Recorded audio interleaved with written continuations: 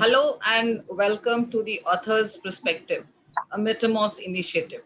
I'm Priti Prakash.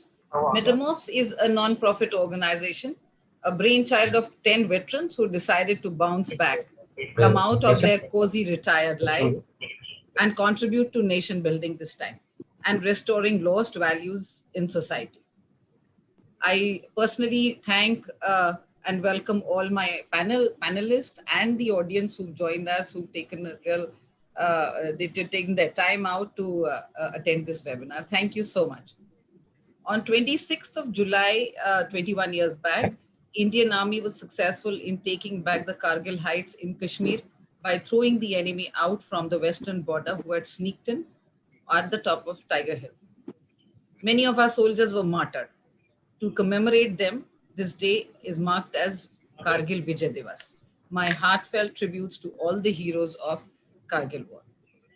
This is a precursor to the this webinar. Sorry, is a precursor to the book launch of a book written by Shakuntala Bhandarkar, who's amongst us today.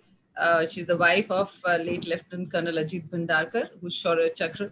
Her book is called The Saga of Braveheart. It is going to be launched on the 26th of this month at the National Military Memorial in Bangalore.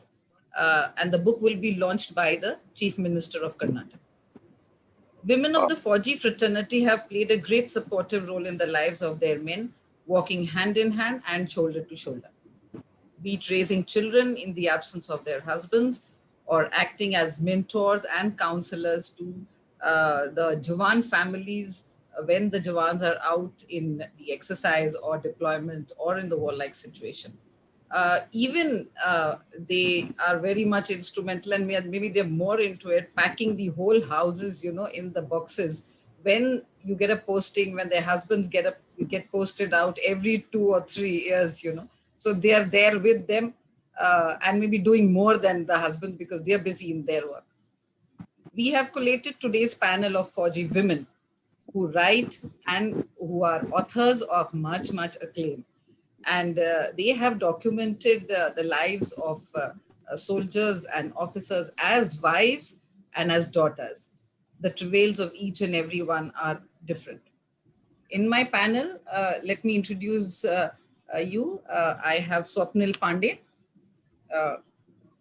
who's a writer, who's a great author, and she's a writer of 2 books, which romantic thrillers. One is The Soldier's Girl and The Love Story of a Commando. They are interesting takes on how a soldier juggles between his call of duty and his love life, and both are Amazon's bestsellers. Second is Amreen Zeddy. She's a very well-known journalist, and she's a columnist in the leading newspapers of India. She's also the founder of the Chainmakers, where she works for empowering war widows and orphans and ex-servicemen too. She's won awards for her work in the social field, and she's also wedded to an army officer. We have Dikshaduvedi. Dikshaduvedi is the daughter of Major Dwivedi, a Kargil hero, a martyr, and a Sena medal. She has authored the book named Letters of Kargil, which have emotional and moving accounts of letters written by martyrs to their loved ones. She's the founder of akkadbakkar.com, the storytelling platform. That's the first storytelling platform. And I have Neha Duadi, who's a doctor by profession. She's authored Vijayant at Kargil, and she's co-authored it with Colonel V. N. Thapar. She's too the daughter of Major Dwivedi. We, as I've just mentioned, we have Shakuntala Bhandarkar, who's the wife of Lieutenant Colonel Ajit Bhandarkar, Kargil hero. Shakuntala herself is an educator and an academic consultant. She is a Veer Naari. She's brought up 2 sons in the absence after Lieutenant Colonel Ajit Bhandarkar left her, who are, one is in the Navy and one is in the Army. So let's begin with you, Shakuntala. If I may ask you, what made you write the book, and what were your inspirations, and what thought went on in your mind when you were writing that book? Good evening, one and all. So the reason why I started writing the book is many of them didn't know about Ajit, and they were interested to know more about him. And the second reason why they didn't even know, like when I told that he's from NDA and passed out from 69th IMA, they were asking me what this NDA stands for, what this IMA stands for. Whereas if you go to any army officer or a army kid, they would know all these terminologies and all these acronyms. So then that's the reason why I thought I should write this book about Ajit and let share his life and his sacrifice to the world. So that is why I started writing this book. And with the help of all his course mates and school types, I was able to recollect, recall all the facts of his life and document it in the form of a biography. I'm sure there are challenges which come in the in many times during the journey of writing a book. Do you remember some of them, and will you like to share some of them with us, or it was a kind of smooth run? No, not at all, Preeti. 22 years have passed by, and while writing the book, it was a very, very emotional journey for me. I have spent only about 10 years with Ajit. And this year, 2021, 2022, 2020 was Ajit's 60th birth anniversary. And our rather 30th wedding anniversary. So I said we should sort of put it in the perspective of a book. And having spent 10 years with him and trying to recall all the 40 years of his life was an emotional journey for me. I had to literally, go through a lot of relive those days. It was quite traumatic. There were days when I would feel so low, I would just stop my writing. And especially I felt so low when I heard the live operation recalled by his own buddy, Subedar Binu, who's now presently working in Hyderabad. It was very, very emotional, and I was feeling very low that time. It's they say time is a good healer, but I don't think it is. It was very tough for me. Okay, I wish you all the best for the launch of your book on the 22nd, and I'm sure it's going to be a bestseller again. Uh, so now moving on to Swapnil will be my next panelist. Swapnil, what made you become an author and a writer? And yours are tremendously popular books, two lovely stories. Tell us something about them and the challenges that you must have faced. Thank you, Priti. Thanks a lot. And thank you, Mrs. Bhandarkar. It's an honor to be at a panel like this. I'd say I became an author by chance. I was never meant to be an author, but perhaps it was my destiny because I worked for a long time in corporate sector and I never knew I had writing instinct, never wrote anything at all. But I was a voracious reader for sure. And because I'm a Fauji wife and we have a very nomadic life, so I couldn't settle down with the corporate life. Then what happened that once I became pregnant, I started blogging just like that, just to heal, I just started blogging, just like that. But eventually the blog itself became a huge success. I became a professional blogger eventually. But the writing books happened when we were posted at Sunjuan camp that time, and Uri attack had happened in 2016. So because everybody here is from Fauji fraternity, they understand and they know that whenever such kind of attacks happen, the welfare programs for the families really elevates, So there were during one of those welfares, I met a Jawan's wife. She was really, really young. Like she would be 20 in her 20s. And she was thrown out by her in-laws. And 2016 was exactly the time when army has started gripping the nation. And she had like 2 children and one was a lab baby. So that kind of instigated me a lot. That kind of pushed me a lot. And my anger eventually resulted in Soldier's Girl. So I was thinking that book would be very angry or something like that. But it turned out to be a very romantic, very thrilling, and it gives a lot of glimpse of army lives. So that book happened and I wrote it, and that book was a success. So it came from a small time publisher. But what happened that in 2018, when we were posted in Assam and it was a rural setup, I got a call from a movie director, Anurag Basu. Her wife actually found me and she said that they want to make a movie on Soldier's Girl.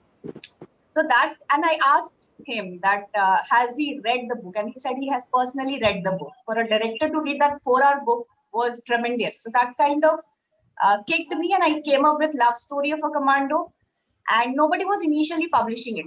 So I self-published it. But that book was there in the market for only 1 month, and within a month, that book sold so many copies in a single day, like 200 copies would be selling in a day. And I was not able to fulfill that demand. But when you sell, when your books are selling in the market, people are actually spending money and buying it, publishers kind of know it. So Westland acquired it, and then rest is history. Now my third book is coming, Force Behind the Forces, which is again on the Martias families. It's coming this November, and Penguin has acquired the rights, and Anish Shandy, one of the biggest literary agent in the country, is representing that book. So that kind of, I have seen all the phases, I would say, in my writing journey, from self-publishing, from a small-time publisher to best of the publishers. So I think it just happened by chance. I was never meant to be, and I never taken my writing seriously, I would say. I still don't do. I write for myself, and I think that kind of make me people like my stories. That's all. Yeah.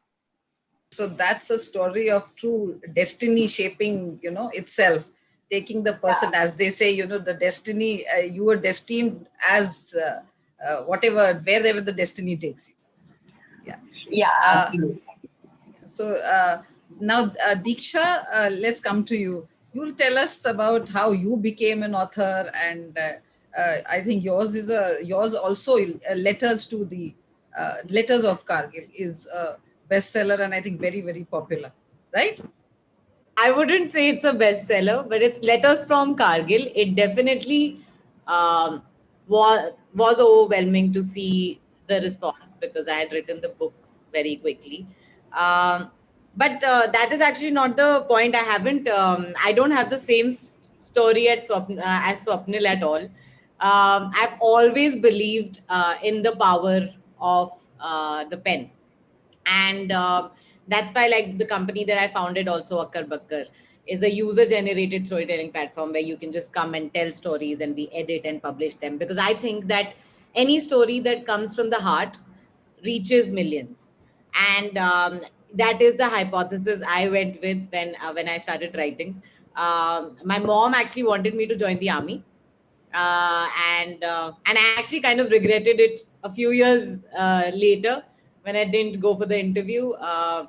But yeah, in at that point, I think like every martyr or every soldier, when he goes away in a war, he leaves the family and every person, like daughter, mother, son, with a purpose to live. And I think my father kind of left me with that purpose to kind of uh, do something. Not Can't do anything as big as him, like sacrificing my life for the country, but I always thought that I can't like let my life go to waste.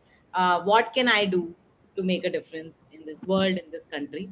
And I think writing was the first thing that came to my mind, and that's how I started writing. I had done economics for my bachelor's, but I actually went for my master's in journalism to just figure how to start, where to start. And it has been a wonderful journey. Letters from Kargil has, like, to date, when I read reviews, when I have young people messaging me that they want to join the army, or they got to know about the Indian army because of the book. Because my purpose with the book was also that a kid should be able to understand what what an Indian army officers or any soldier's family goes through when they are at war, and after the war. Because I think that we say war is needed too loosely in this country, and I wanted to change that. I think that purpose, to some extent, has been served. That is my journey really with writing.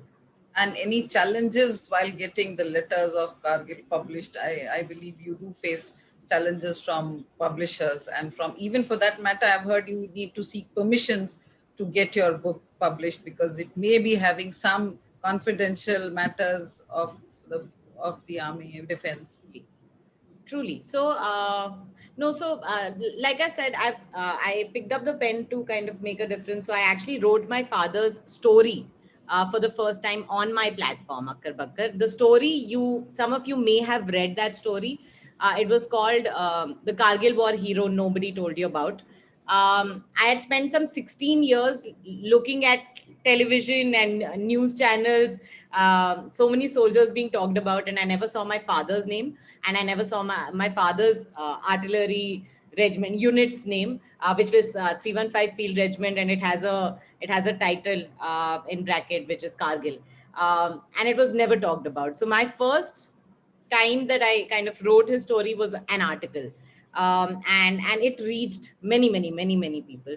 That's how, and some of the most famous journalists kind of noticed it.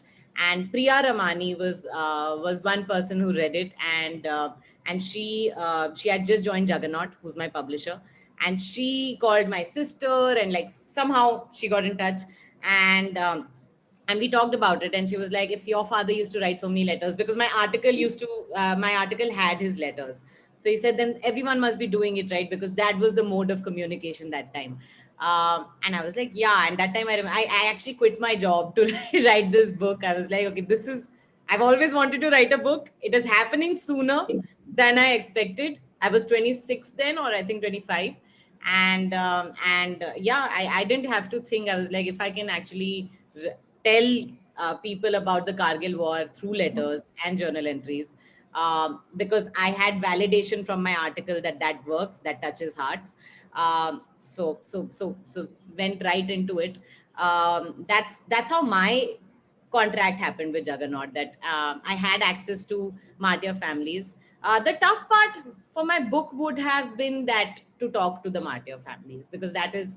But I mean, there were times, just telling them to kind of open their wounds again and take out letters and journal entries. That was the challenge. We've had tough times. I could only do one call a day because it was very exhausting emotionally. But being a martyr's daughter, talking to martyr families was just another experience altogether. And I'm very, very grateful that I got to do that because of this book. Lovely story, Diksha, you have. Now I have Amreen Zeddy with me. Amreen, you will tell us you are a journalist of acclaim, and you're a columnist, as I just said, and you into social service also. Tell us about your journey, and how did you choose to be a journalist and build your career that way? See, my mother is a writer, so probably I got it. It's in the genes. I love to write, but my father always wanted me to be a doctor, so I took science and did my master's and everything. What triggered me was when we were posted in Jodhpur, 2003 and 4. There was this welfare center for the widows of World War II, very old, frail ladies who were disowned by their families, and they were living in a small little kasbah where people from different villages would come and keep food outside their houses and go away.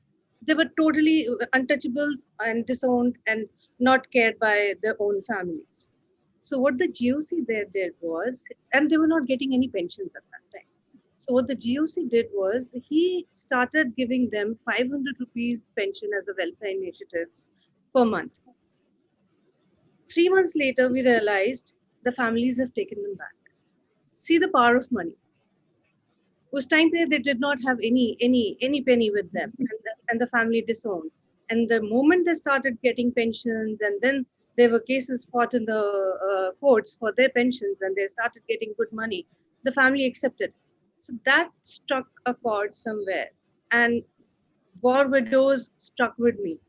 And soon after, we were posted to Bhopal, and You will not believe it. There was an advertisement in the Hindustan Times for a technical operator, and they had given a email ID for a technical operator's position. I took that ID and I mailed them, see, I'm an army officer's wife and I would like to write about the army. And would it be possible for me to write for you or work for you?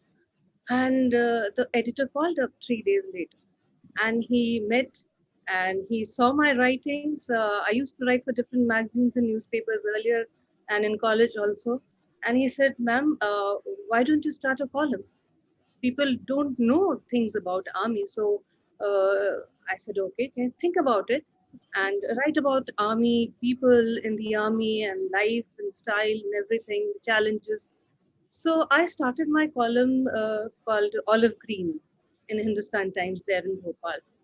And that became a huge hit.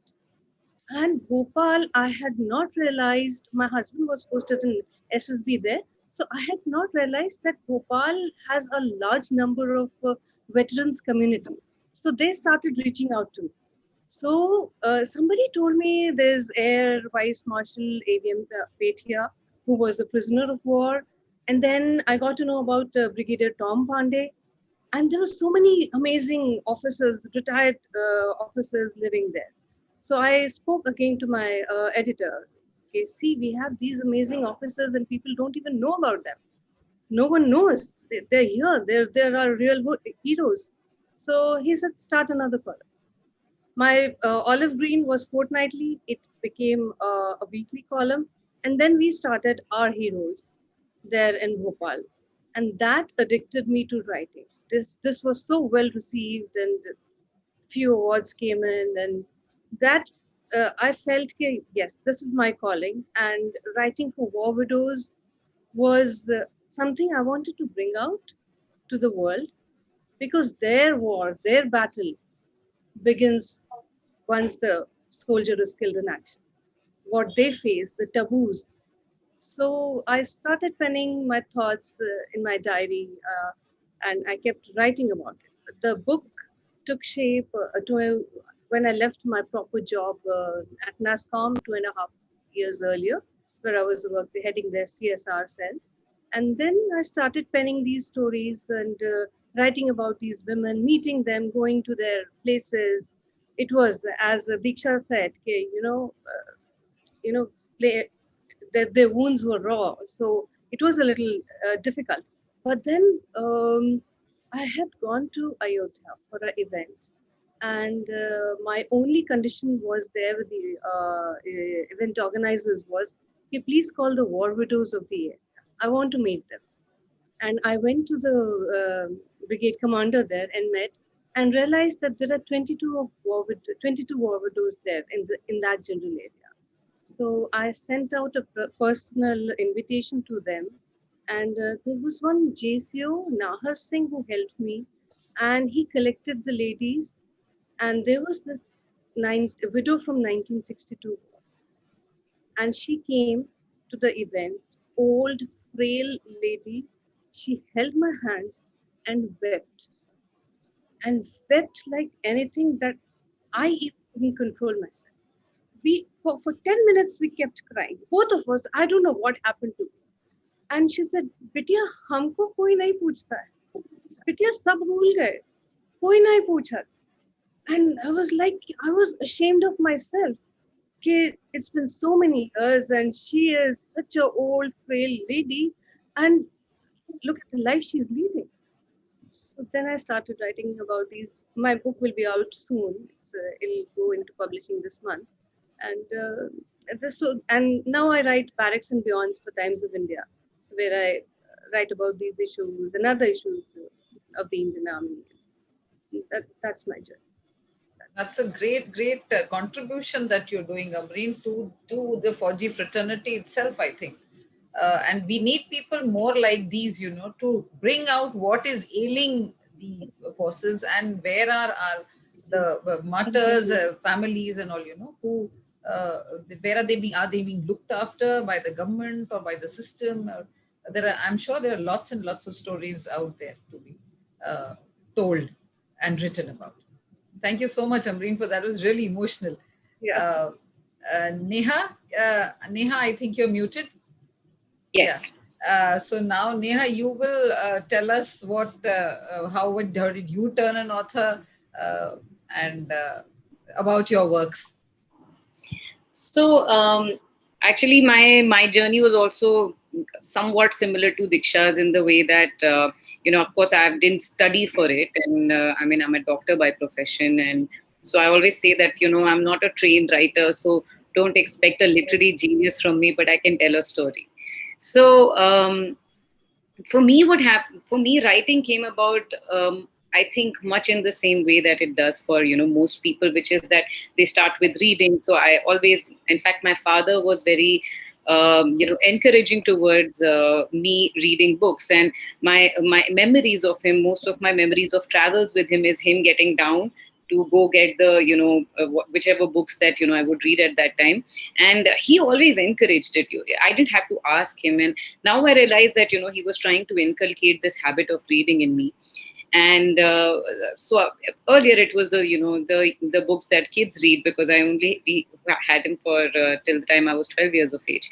But I continued reading for a long time, and then I think social media played quite a big part, because when Facebook came, and when Orkut came, we used to kind of there was this whole trend of writing, whatever your thoughts are, and somewhere around, I would say 2014, 15, I found this.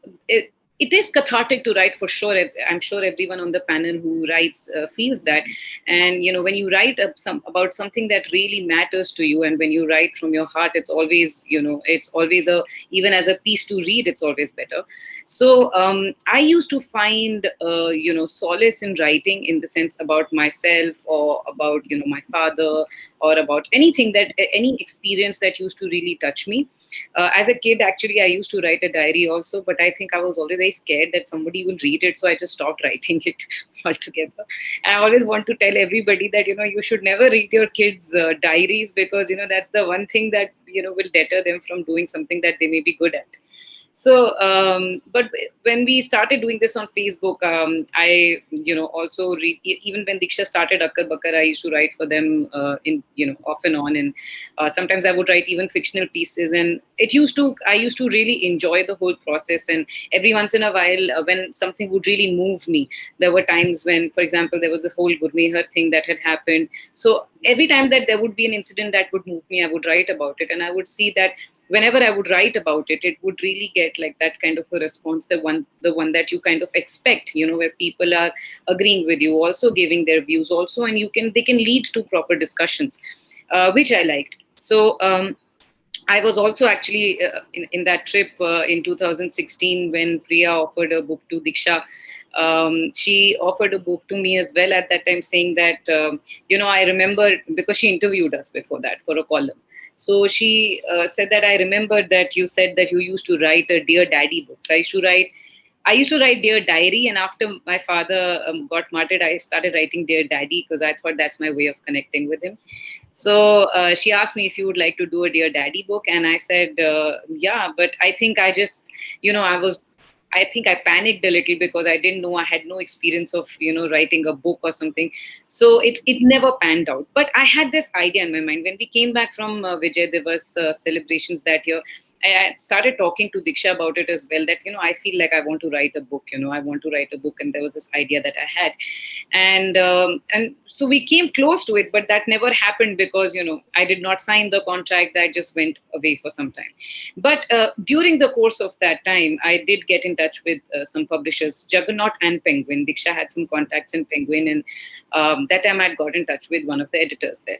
But that didn't happen. Eventually, I didn't go around to finishing that. That's a half-written book somewhere. So in the year 2019 is when suddenly, after so many years, my editor at that time in Penguin, she messaged me.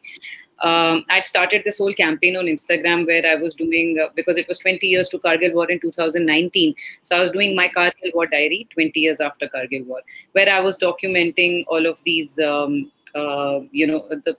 run up to the Kargil War, and what the run up to the time that my father got martyred, and I was putting down things about where we were, and then what happened and how we got to know the news. And so I was getting a lot of good response for that as well. So suddenly I have this email from my that editor in Penguin at that time, and she said, would you be interested in doing a book on Kargil? She just said. So I said, yeah, sure. She just said a project, and then she eventually told me that they're wanting to come out with the biography of Captain Thapar, and they need someone to write it with Colonel Thapar. Yeah, I also really believe in the power of stories. I think that we read so many stories, we watch so many stories, we watch movies, we watch web series, etc. And there's always some kind or the other kind of a story always doing the round. So why not a martyr story or a hero story, a story of a 22-year-old guy?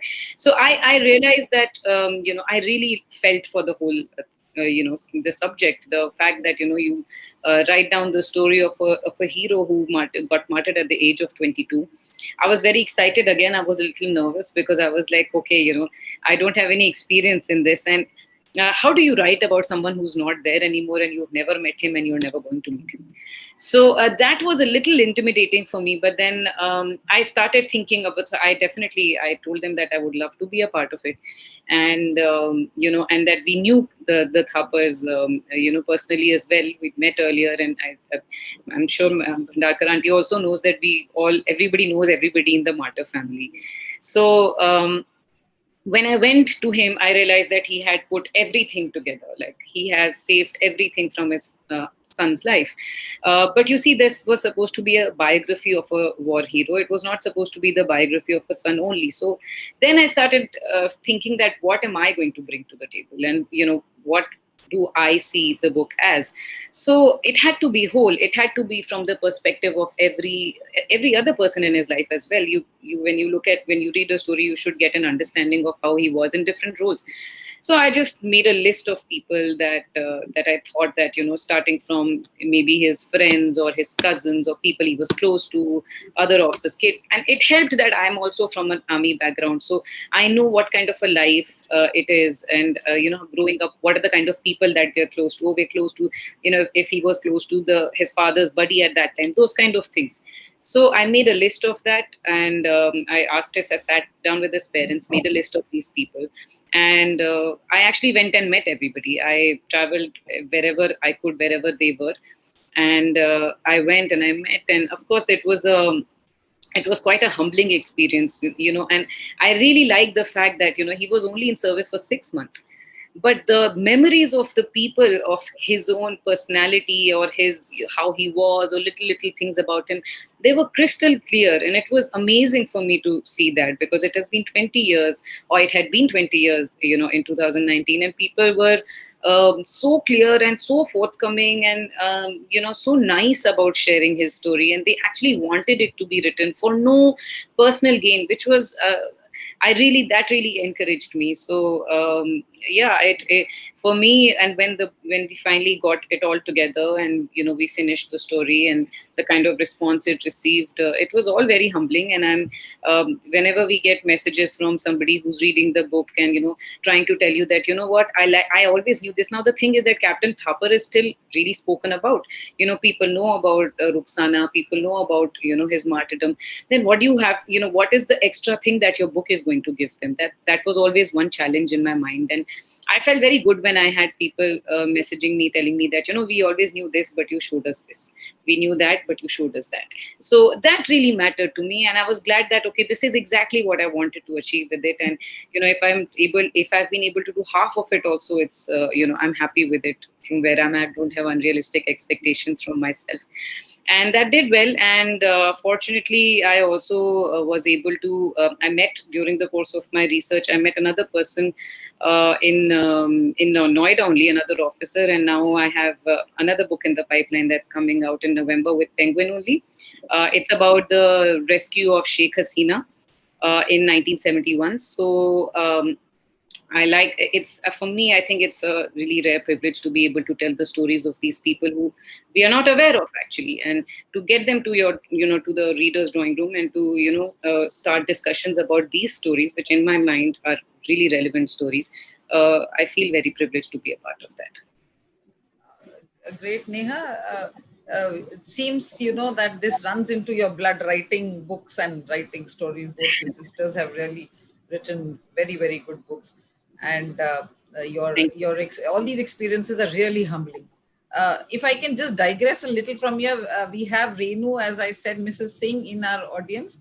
She's also a writer, she's been writing on a mom's story, and she's a constant contributor to a blog which is called Mom Presso.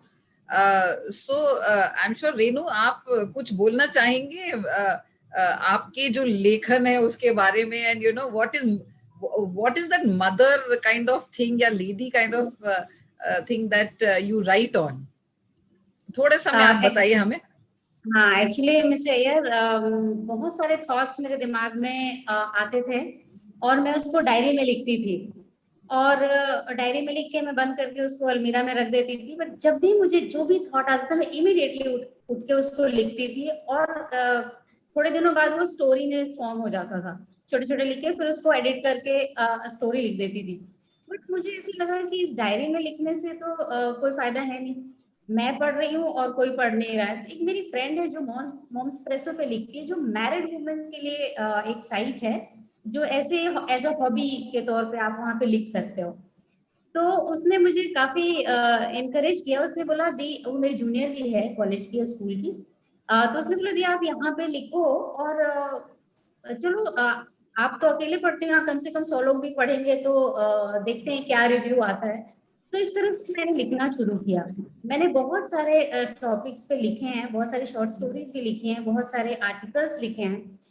But जो मैंने फौज के बारे में ज्यादा नहीं लिखा, but मेरा एक आर्टिकल है जो मुझे बहुत पसंद है.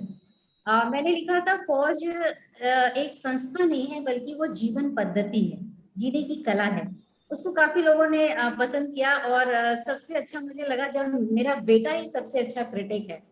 वो मेरी स्टोरी सारी पढ़ता है. मैंने बहुत दिनों से थोड़ा सा लिखना बंद किया क्योंकि हस्बैंड का रिटायरमेंट, फिर ये कोविड आ गया, थोड़ा बीमार भी थे हम लोग.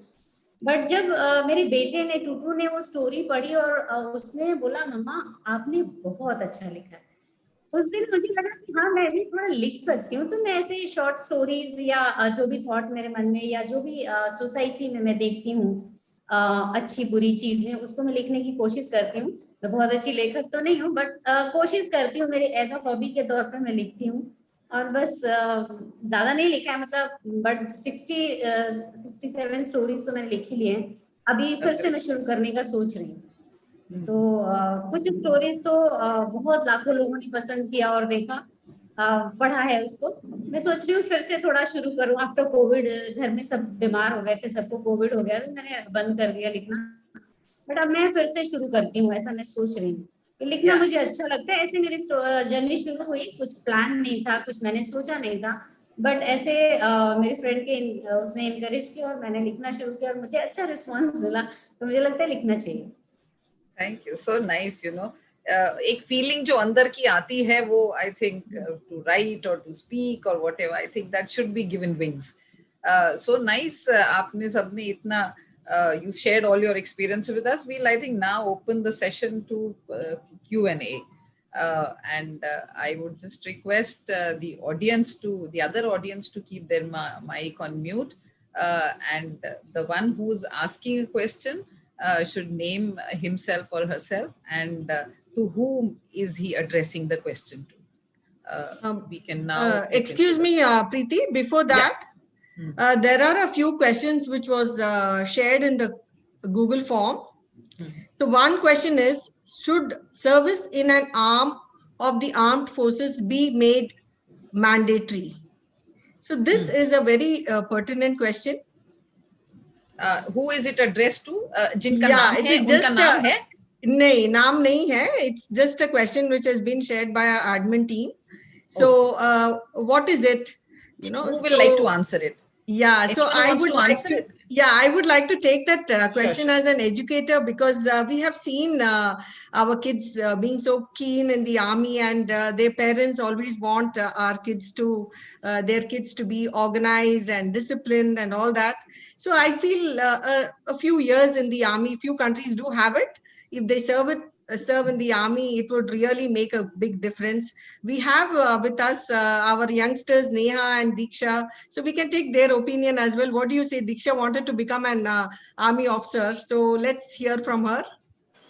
I just want to correct that my mother wanted me to become an army officer. Okay. But at that point, I just thought that women soldiers don't get those many uh, like chances or opportunities to kind of make an impact. So I wanted to be on the outside and make a difference.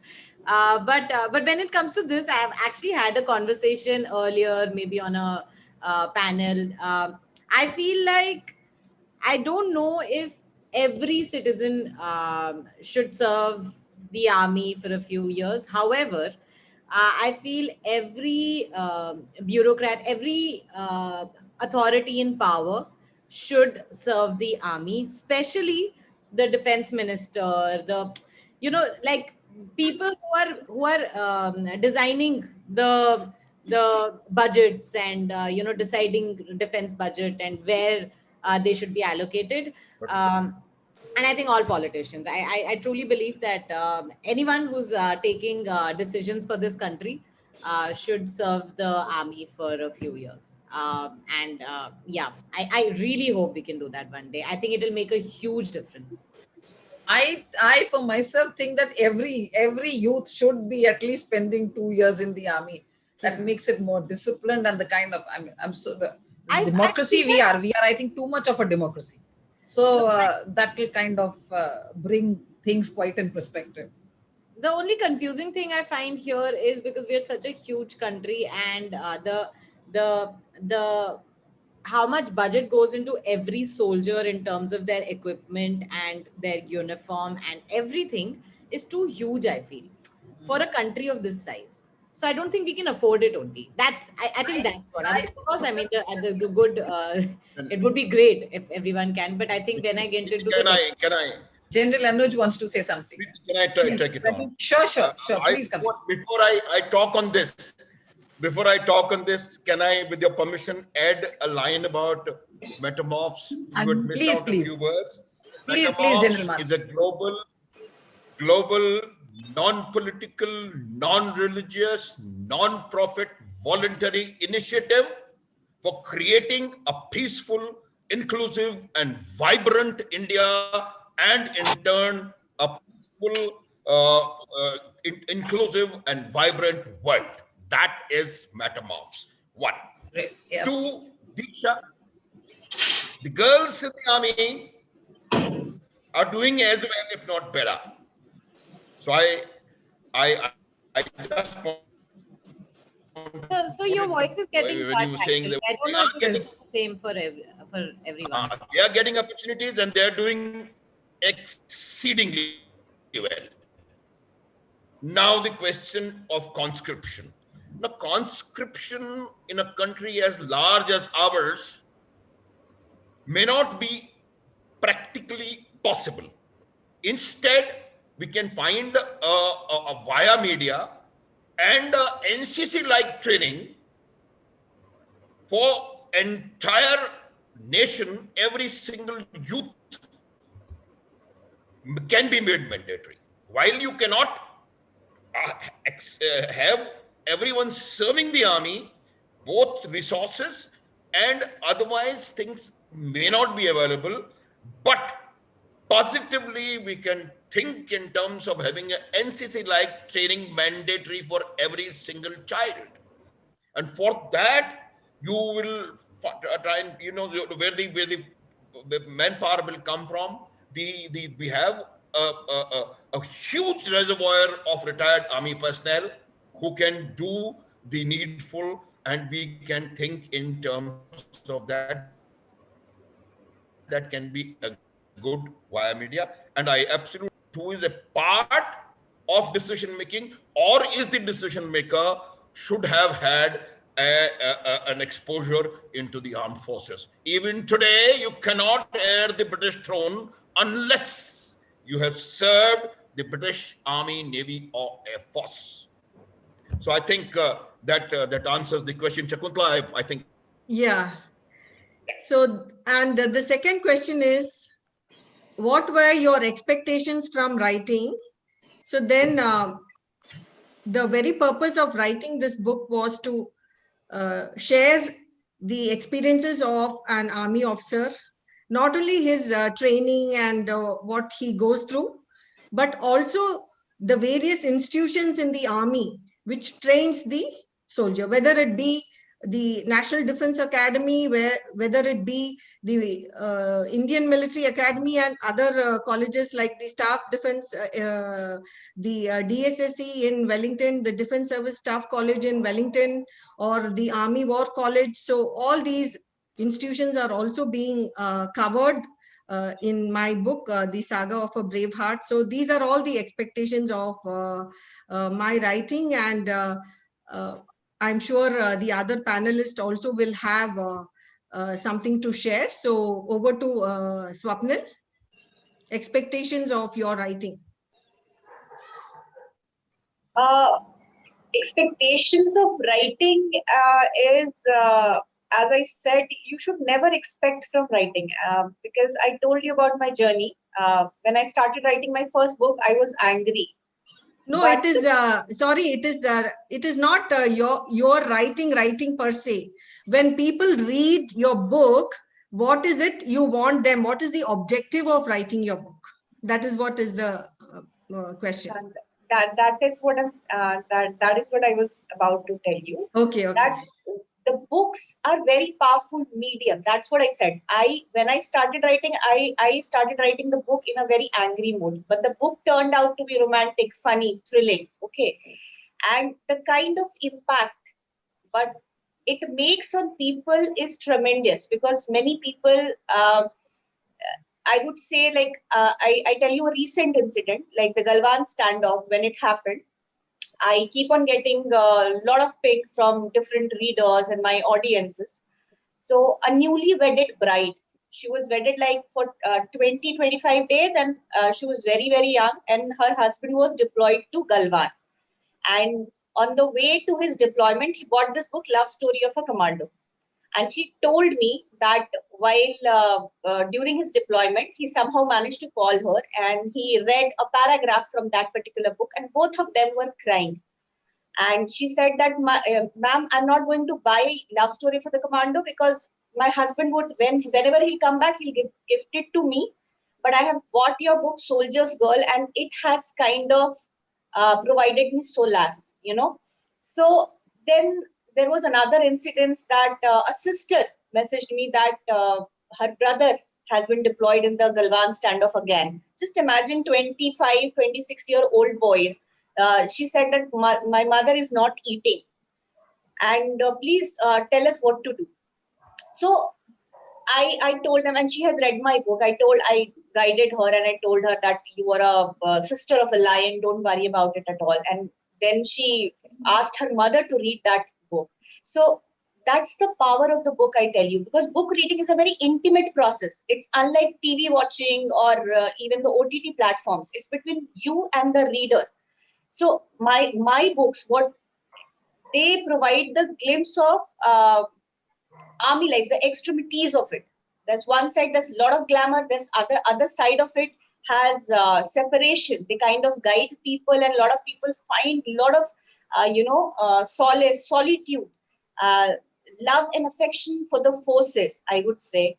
So that's the kind of, I don't expect anything from the reader because it's a very intimate process. What you grasp is your own journey. Yes. And it is only the power of those books, those stories that people are seeking guidance and still touches heart. That makes all the difference. Lot many people, couples, young couples especially, they have forged bonds. They have got married together. After reading my book, I tell you, and NDA, that's a wonderful and all stuff like that. So that's the so power. wonderful. It's making, it's touching lives. You know, that book should be for changing life, touching lives. That should be the sole purpose of writing a book. A book should have a purpose. That's my take. Yeah, thank you. That's a wonderful perspective, Swapnil. And we have one very important question here from one of our viewers. What measures can be taken to protect armed forces personnel from terrorist attack. It's a real serious one, and I would request General Anuj Mathur to answer this, because I don't think I will be able to answer this question. It's very professional in its approach. But there are many others over here, but I will tell you one thing: the protection of a soldier in any active environment is only by providing correct training and a soldier following what he has learned during training in letter and spirit. Equipment, what he needs, and training. Training is the only thing, as the saying goes, more you sweat in peace, less you bleed in war. It's absolutely true. So, provide equipment, state of the art, the technology, and give him training. Don't ask a question that when there is no war, what a soldier does. This is a question which I have faced so many times now since I am in the public life. The soldier prepares for a war when he is not fighting a war. And that is the only thing which will, which saves him and his country in an hour of need. I think that should be the answer. I hope. Yeah, thank you, General. So one more question is, in your opinion, what is the most important value being demonstrated by the armed forces today, which needs to be imbibed by the youth of India? According to me, it is integrity in the army. And I would leave it to the other panelists to share. Ms. Amreen, please, you can share your views on this. Important value being demonstrated by the armed forces today, which is needed to be imbibed by the youth of India. I said integrity is very important. You can touch upon so many other points are there. Please elaborate on. Exactly. Apart from integrity, I would say religion. We keep away religion from your lives, be it in your homes. Like the way we do it in the army, we are a-religious. We follow all religions because that is the root cause. And the way things are going on these days, the way our youth is being divided, that's really scary. So I think those 2 years of service, military service, would also help them, clear up their mind. It is your nation which comes first, and it should always come first. It's not your religion. Religion is only within your four walls of the house. It's when you step out of your room, from the great gate of your house. It's your nation and you belong to that nation, and nothing should come in between you and your country. That has to be taught. Apart from integrity, we have to learn to always keep our nation first, as all our soldiers do and our families do. That's what I want to say. Yeah. So Diksha, you want to say something? Share Yes, your. I think I always say this, that patriotism, you can't learn anywhere better. I think we are teaching patriotism wrong outside. So if in the army, I think the youth can be taught patriotism so much better, and I think it will automatically translate into the country doing better, the economy doing better, because they will feel for the country the way the soldiers do. I think that is so important according to me. Neha, in your opinion? I actually think that, what, again, it'll come in the training as well, that there is a certain kind of discipline that the army teaches you, which I think if all of us can have a certain kind of discipline in our lives, it, definitely helps us in our future in all our endeavors. And whenever you see some, what we call as misguided or unguided youth, mostly it's the discipline that's lacking. So I would think that would be a good learning from the army. Swapnil, you want to say something? I'd like to mention flexibility and adaptability. Army is an organization that breaks any kind of mental barrier. That's the base of their training. And even the families are like that. We shift places and all. So I'd like to add, all the point has been given by the panelists here. So adaptability and flexibility, we must learn. Religious harmony is very, very important. And yes, everything about armed forces is great. We rock. Absolutely. Priti, over to you. You have to add on to the values what we learn from the armed forces. There's so many. I totally agree with all our esteemed panelists that all. I'll just quickly, summarize integrity, non-religiosity, and camaraderie, and adaptability, and these are absolutely factors which should be imbibed and taught to the youth of the country. This will help not only themselves but even the country itself. And that's my take.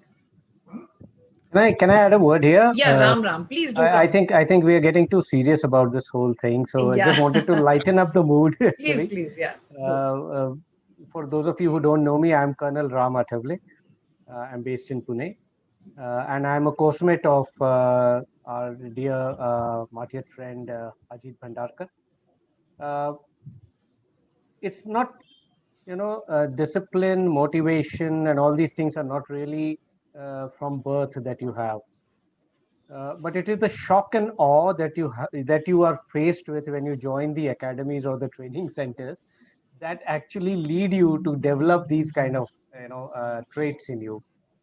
And unfortunately or fortunately, I would say fortunately, and I'm a third generation officer, so I can say with a little bit of belief in this, that this shock and awe actually continues throughout your service, and it keeps building you into something totally different. And that is the reason when a person leaves the army, he faces a little difficulty in adjusting outside, because his world is, if I may use the word, a little more idealistic than the outside world is there. And that actually is how the military society is built up.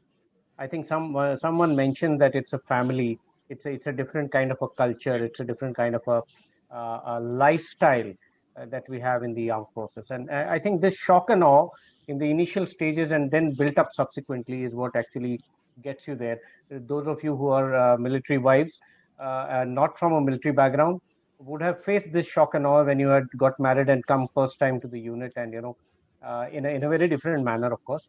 But yes, that is what builds you up. So thank you so much. Thank you so much, Ram. Very absolutely very practical views that you shared with us. Now, I think we've had a very fruitful discussion, and I'd like to wrap it up with a very, very big thank you to all our panelists and to all our audience who spared their precious time to come and join us and make this webinar a success. And before I end, I will wish Shakuntala once again all the best for her book launch. And I'll remind once again, it's on the 26th of this month. A book on Lieutenant Colonel Ajit Bhandarkar, Shaurya Chakra. All the best, Shakuntala. And before I end, I'll say, and I'll repeat to my audience, don't forget to share, subscribe, like, and pressing the bell icon for many more such events. And do write in the comment box if you will want us to delve on certain issues which are of interest and which are whether national or international personal issues. Stay safe and stay happy. Thank you all once again. Commendable. It was wonderful having you all, ma'am. Wonderful. Thank you so much. Thank you. Thank you. So thank you all of you for coming and sharing your experiences and participating in this wonderful panel discussion and the Zoom session, also the audience in the Zoom session. Thank you for taking your time out and participating in this. It means a lot to me, and it really encourages me to contribute more towards the Veer Naris and the other social welfare activities which Metamorphs has been doing. Thank you once again. Bye-bye. Bye. Bye. Thank you. Thanks a lot. All the best, Mrs. Bhandarkar. All the Thank very you, best. All of Swapnil. you all. Thank you. Jai Hind. Jai Hind. Jai Hind. Jai Jai Hind. Hind.